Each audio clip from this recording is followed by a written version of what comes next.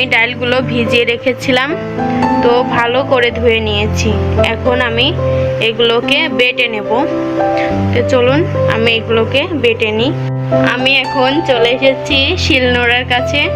তো প্রথমে আমি মসুরের ডালটা বেটে নেব।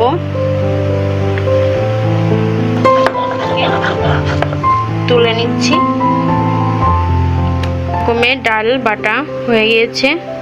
এখন আমি চলে যাচ্ছি এই রেসিপিটা করতে কি কি মশলা লাগবে সেগুলা দেখে নিই। এখানে আমি নিয়েছি হলুদ গুঁড়ো, শুকনো ঝালের গুঁড়ো এবং ধনে গুঁড়ো, লবণ, দারচিনি, এলাচ,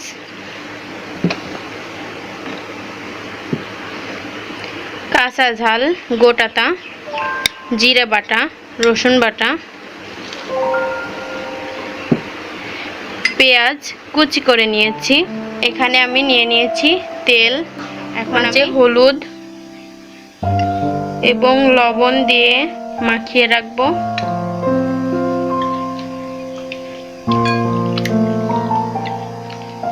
মাছের ডিমটা অনেক সুন্দর লাগছে, ডিমটাও রান্না করব। এখন কড়াইতে তেলটা দিয়ে দিচ্ছি।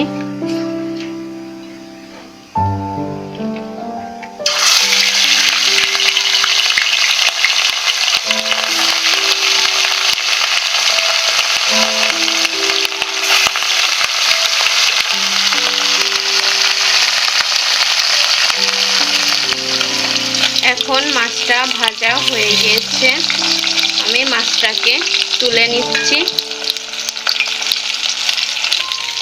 এবার আমি দিয়ে দিচ্ছি মাছের ডিমটাকে।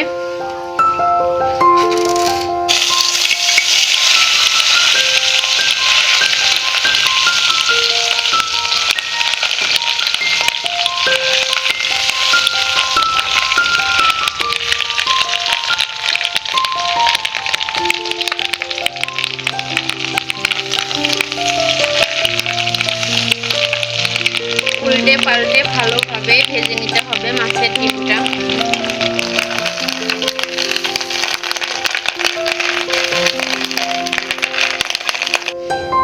আমি এই তেলের ভেতর দিয়ে দিচ্ছি কেটে রাখা পেঁয়াজ কুচিটা।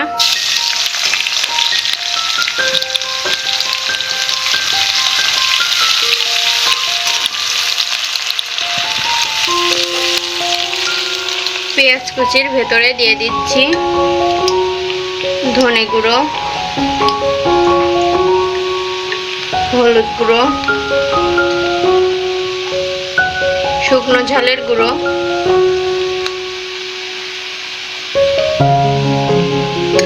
লবণ, এলাচ, দারচিনি দুটাই দিয়ে দিলাম, জিরে বাটা, রসুন বাটা, কাঁচা ঝালটা আমি পরে দেব। নেড়ে চেড়ে কষিয়ে নিতে হবে।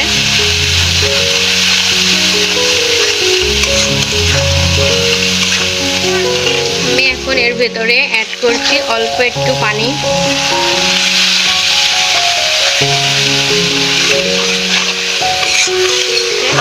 এখন আমি প্রথমে দিয়ে দিচ্ছি অ্যাঙ্কারের ডাল বাটাটা।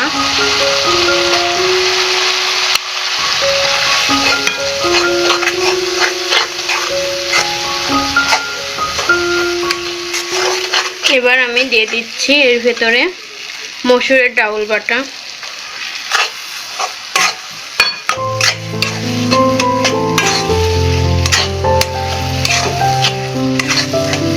আমি এর ভেতরে অ্যাড করছি পানি।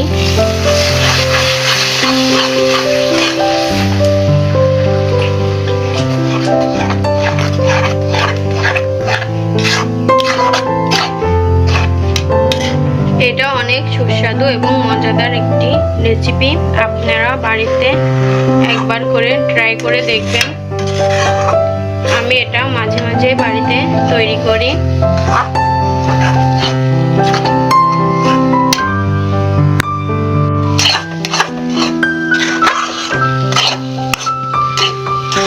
ডাউল ঝোলটাকে আমি নেড়ে চেড়ে কষিয়ে নিচ্ছি। অনেক আটা আটা বাঁধবে, কিন্তু তাও এটাকে নেড়ে যেতে হবে, নইলে নিচে লেগে যাবে, লেগে গেলে ভালো লাগবে না। আমি এর ভেতরে আবার পানি অ্যাড করছি।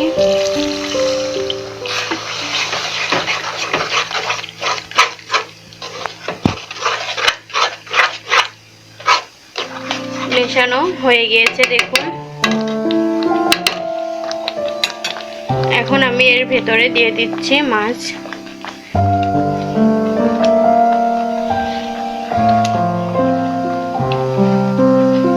কাঁচা ঝাল,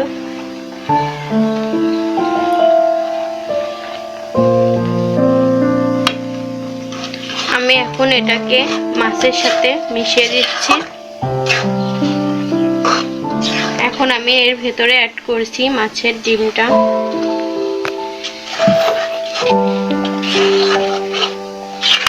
ডিমটা দেওয়ার পরে আমি বেশি একটা নাড়বো না, কারণ ডিমটা ভেঙে যাবে।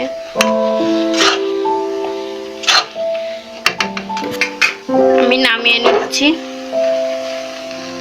তো বন্ধুরা, যদি আমার এই রেসিপিটা আপনাদের পছন্দ হয় তবে আপনারা বাড়িতে একবার ট্রাই করবেন। আর নতুন নতুন ভিডিও পেতে আমার চ্যানেলটিকে সাবস্ক্রাইব করবেন। আসসালামু আলাইকুম, খোদা হাফেজ।